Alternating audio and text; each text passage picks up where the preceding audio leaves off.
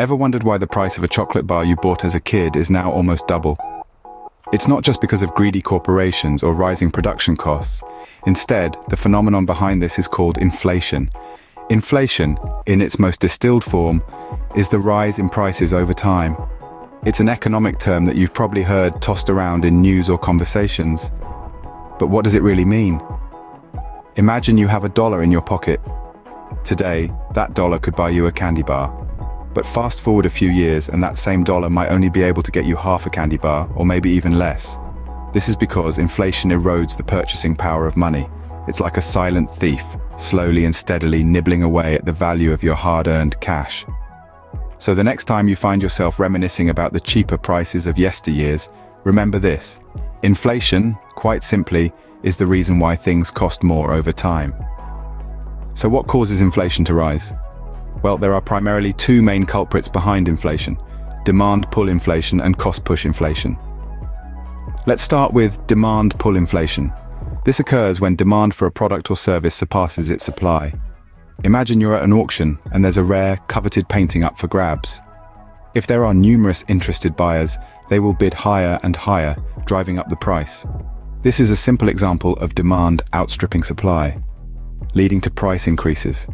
On a larger scale, if everyone in an economy wants to buy more than what's available, prices will rise, causing inflation. On the other hand, we have cost-push inflation. This is when the cost of producing goods or services increases, causing businesses to hike their prices to maintain profit margins.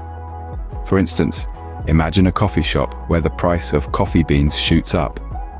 To stay profitable, the shop has to raise the price of its coffee. This, when reflected across an entire economy, leads to inflation. So, if the cost of raw materials, labor, or even taxes increase, companies may pass these costs onto consumers in the form of higher prices. This is cost-push inflation at work. But remember, an economy is like a seesaw. It's all about balance. If demand increases but supply can keep up, prices remain stable. If costs rise, but businesses find ways to become more efficient, prices might not go up. Inflation is not inherently bad, it's a natural part of a growing economy. But when it gets too high or happens too fast, it can cause problems. That's why central banks and governments closely monitor inflation and try to keep it within a target range. In essence, inflation is caused by an imbalance between demand and supply. Understanding these concepts helps us to make sense of why prices rise over time, and why a cup of coffee costs more today than it did 20 years ago. But why should we care about inflation, you might ask? Well, let's dive into the impact inflation can have on both the economy as a whole and on individuals like you and me. Inflation, in essence, erodes the value of money. Imagine having $100 in your pocket today, but next year, due to inflation, you can only buy as much as you could with $90 today. That's the power of inflation. It can make your money worth less over time. Now, let's talk about savings and investments. Inflation can eat away at the value of your savings.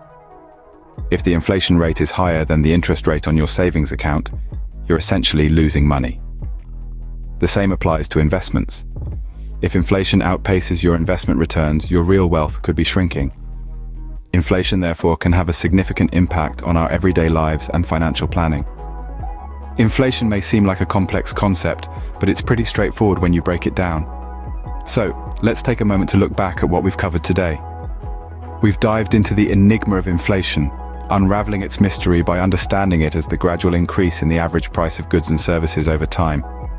We then explored its causes, highlighting how factors such as government spending, production costs, and demand can all play a role in driving inflation.